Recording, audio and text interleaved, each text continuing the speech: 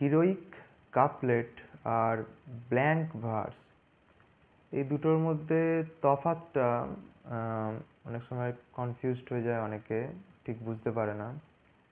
তো দুটোর মধ্যে স্লাইট ডিফারেন্স রয়েছে, এবং তো সেটা সংক্ষেপে বলতে গেলে হিরোইক কাপলেট মানে যখন দুটো লাইন পরপর রাইম করবে, ছন্দ করবে, কোনো কবিতার লাইন যখন পরপর সেটা রাইম করবে এবং সেটা আয়াম্বিক পেন্টামিটারে লেখা হবে।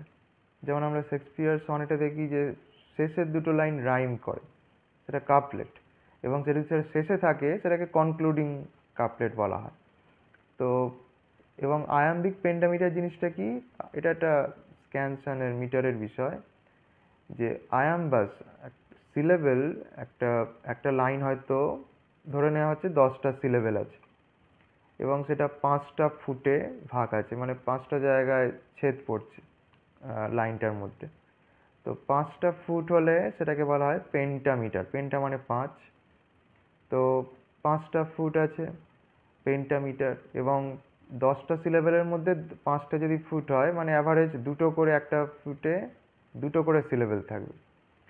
তো এই দুটো করে সিলেবেলের মধ্যে যে আমরা যখন একটা কবিতার লাইন যখন রিসাইট করছি বা পড়ছি, আমরা তো পরপর সবকটা সিলেবেলের ওপরই স্ট্রেস পড়তে পারে না, বা পরপর সবকটা সিলেবেলই যে আনস্ট্রেস থাকবে তাও নয়। তো তার একটা প্যাটার্ন আছে, তো সেই প্যাটার্ন অনুযায়ী নামকরণ করা আছে। তো প্রথম সিলেবেলটা যদি আনস্ট্রেসড হয় এবং তার পরেরটা যদি স্ট্রেসড হয় একটা ফুটের মধ্যে, তখন সেটাকে আয়াম্বাস বলা হয়।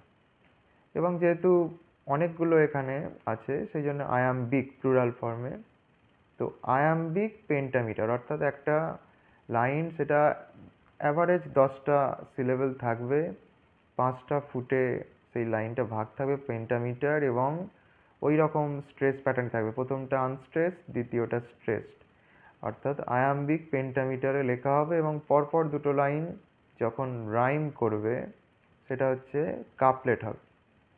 এবার হিরোইক কাপলেট কেন? কারণ এই ধরনের যে লাইনগুলো সাধারণত কোনো হিরোইক পোয়েমসে, যেখানে হিরোইক থিম, কোনো নোবেল, কোনো অ্যাডভেঞ্চারাস, কোনো হিরোইক ক্যারেক্টারের উপর লেখা কোনো থিম কবিতায় ইউজ করা হতে থাকতো, সেই কারণে এটার নাম হয় হিরোইক কাপলেট।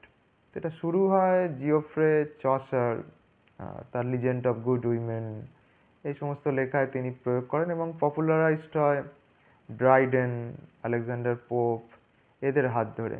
এদের যে হিরোইক কবিতাগুলো এই ধরনের রাইম তারা প্রয়োগ করেন, সেই জন্য হিরোইক কাপলেট।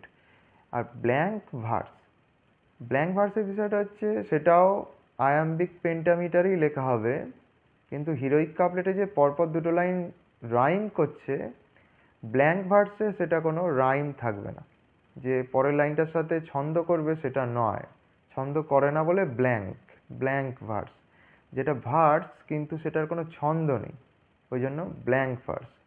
সেটা সাধারণত নাটক, যে তখনকার দিনে যে ড্রামাগুলো, শেক্সপিয়ারের বেশিরভাগ নাটক বা এলিজাবেথান পিরিয়ডের কম বেশি সব নাটকই বলতে গেলে, বেশিরভাগ নাটকই ব্ল্যাঙ্ক ভার্সে বেশিরভাগ লাইনই লেখা হতো।